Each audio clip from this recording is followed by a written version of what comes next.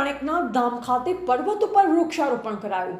બનાસકાંઠા જિલ્લાના દાંતા તાલુકાના અંતરિયાળ વિસ્તારમાં આવેલ માણેકનાથ ધામ ખાતે વૃક્ષારોપણ કાર્યક્રમ હાથ ધરવામાં આવ્યો। ખેડબ્રહ્મા ખાતે આવેલું વેપારી અને સેવાભાવી પરિવાર એટલે કિશનચંદ ટેકચંદ પરિવાર। આ પરિવારના સેવાની સુવાસ સમગ્ર ખેડબ્રહ્મા તાલુકામાં પ્રસરેલી છે।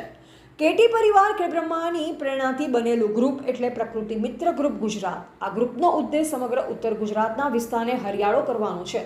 પ્રકૃતિ મિત્ર ગ્રુપ ગુજરાતનું સમગ્ર સંચાલન દાંતા તાલુકામાં આવેલી રિહન એચ મહેતા વિદ્યાલય માકડી દ્વારા થાય છે।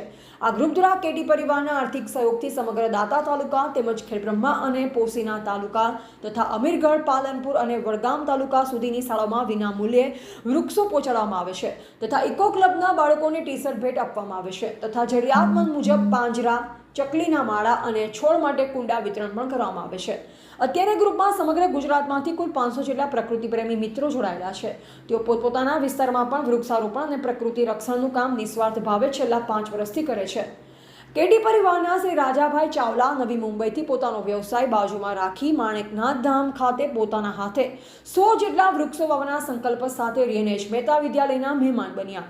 શાળાના ઇકો ક્લબના બાળકો સાથે રાજાભાઈ જોડાયા અને સમગ્ર ટીમ દ્વારા પવિત્ર માણેકનાથ પર્વત ઉપર તેમના હસ્તે 100 જેટલા વૃક્ષો વાવવામાં આવ્યા તથા ઇકો ક્લબના બાળકો દ્વારા પર્વત ઉપર 3000 જેટલા શેરબોલનું સ્થાપન પણ કરવામાં આવ્યું।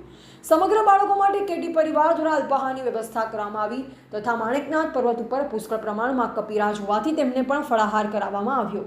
કેટી પરિવારની પ્રકૃતિ રક્ષણ માટેની અનોખી પહેલ માટે શાળાના આચાર્યશ્રીએ કેટી પરિવાર ખેડબ્રહ્માનો હૃદયપૂર્વક આભાર માન્યો। રિપોર્ટર જયેશ ઠાકોર સાથે શૈલેષ પટેલ, સાબરકાંઠા।